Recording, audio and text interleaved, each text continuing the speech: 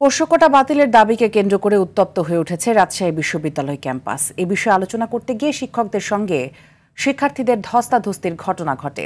জুবেরি ভবনে অবরুদ্ধ করে রাখা হয়েছে উপাচার্য মাইনুদ্দিন সহ বেশ কয়েকজন শিক্ষককে। এদিকে কোটা পুনর্বহালের প্রতিবাদে কাফনের কাপড় পরে প্রশাসনিক ভবনের সামনে আমরণ অনশনে বসেছেন শিক্ষার্থীরা। তারা বলছেন রাকসু নির্বাচন বানচাল করতেই কোটা ইস্যু সামনে আনা হয়েছে। প্রতিনিধিদের পাঠানো তথ্যচিত্রে আরও জানাচ্ছেন আব্দুল হামিদ।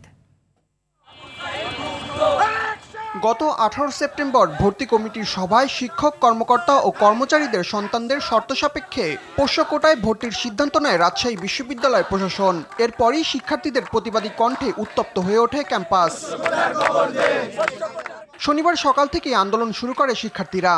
উপাচার্যের বাসভবন ঘেরাও করে তালা ঝুলিয়ে দেয় তারা। কোটা পুনর্বহালের সিদ্ধান্তের বিষয়ে প্রশাসনের সঙ্গে আলোচনা করতে ক্যাম্পাসের জুবিলি ভবনে প্রবেশের সময় শিক্ষার্থীদের সঙ্গে ধস্তাধস্তি হয় শিক্ষক কর্মকর্তা কর্মচারীদের।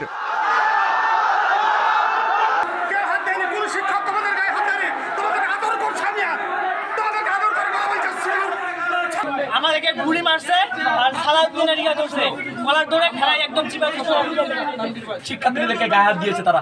আমাদের বিন্দু পরিমাণ অভিযোগ নাই, শুধুমাত্র পোষ্যকোটা থাকতে পারবে না, আমরা তাদেরকে ক্ষমা করে দিচ্ছি। এর আগে বিশ্ববিদ্যালয়ের জোহা চত্বরে অমরণ অনশনে বসে কয়েকজন শিক্ষার্থী, তাদের মধ্যে বেশ কয়েকজন অসুস্থ হয়ে হাসপাতালে রয়েছে।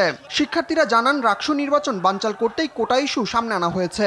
এরা শিক্ষক নামের কলঙ্ক, এরা একটা মীমাংসিত ইস্যুকে নতুন করে আবার এখানে ফিরিয়ে এনে রাকসু বানচালের একটা নির্দিষ্ট ষড়যন্ত্র চালিয়ে যাচ্ছে। বিশ্ববিদ্যালয়ের টিচার আমাদের মতো ম্যাচিউর ছেলেদের গায়ে হাত তুলতেছে, অথচ এই প্রশাসনের ভিসি স্যার এখনো এই বিষয়ে কোনো কথাও বলেনি, এখন এখানে আসেও নি।